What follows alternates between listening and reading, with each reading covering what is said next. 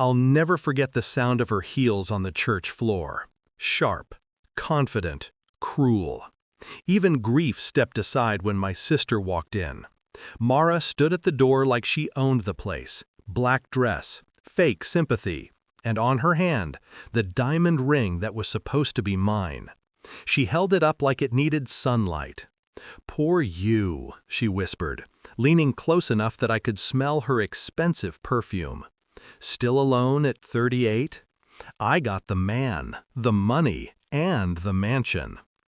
I smiled, just a small one, the kind you give right before you flip the final card you've been hiding for years. "Have you met my husband yet?" I asked. Her face twitched.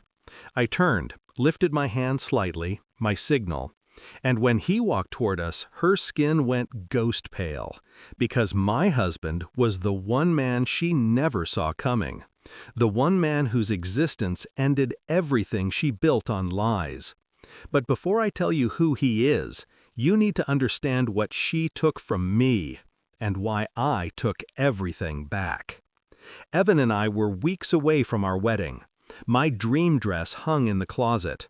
Our future house had fresh paint, and I was stupidly, peacefully in love. Mara pretended to be happy for me, but my sister had always been a quiet thief, of attention, of affection, of anything that made me shine brighter than her. The night everything changed, she hugged me and said, "He's perfect for you." And maybe that was my first clue. Mara never liked anything that belonged to me. Then Evan started acting different, a little distant, a little too careful with his phone. He smiled less, came home late, looked at me like I was a responsibility, not a future. I asked once if everything was okay. He kissed my forehead, said he was just stressed. And I wanted to believe him, because love is blind, but betrayal has perfect vision. The truth didn't slap me, it whispered. A message on his phone.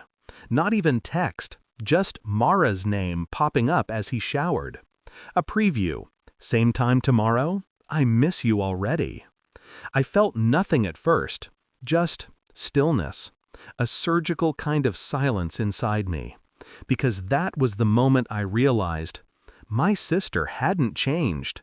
I had just stopped looking. I didn't confront them, didn't scream, didn't cancel the wedding. I simply stepped back and watched the cracks widen.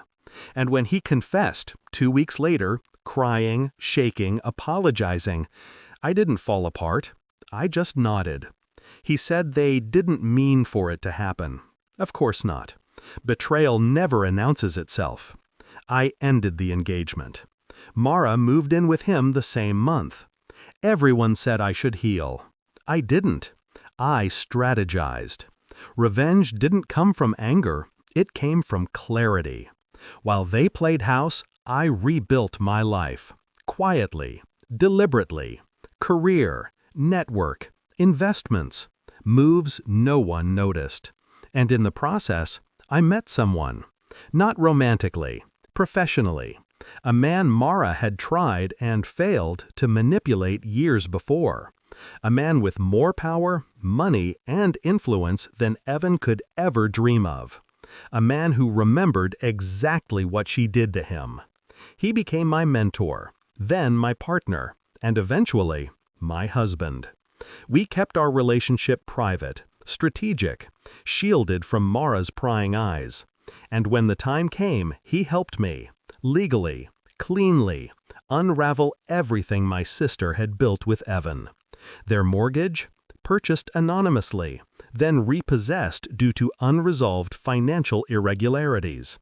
Evan's company investment, bought out quietly. His position, eliminated due to restructuring. Mara's social circle, she wasn't pushed out. She simply found the doors closed. The kind of quiet exile that burns more than public scandal. Every move was clean, traceable to no one, just consequence. So there we were, at our mother's funeral, Mara flashing her ring, clinging to Evan like a prize. "Still alone?" she hissed. I turned, calm as ice. "Have you met my husband yet?" He walked toward us, dark suit, steady gaze, the kind of presence that makes a room shift. Mara recognized him instantly. Her lips parted. No sound came out, because she knew exactly what his appearance meant. Everything that had collapsed around her, every loss, every closed door, it was him. And now he was mine. I didn't gloat, didn't smirk, didn't need to. Her knees wobbled. Evan's hand slipped from hers. My husband extended his hand politely. "Hello, Mara. Long time." She didn't take it. She couldn't. Her world had already crumbled. She was just now realizing who pulled the final thread.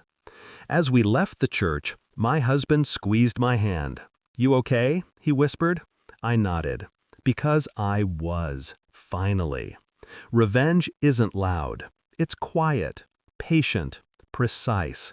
My sister stole my fiancé. She thought she took my future. But today, I showed her what she actually lost. And for the first time in 6 years, she finally understood who she should have feared.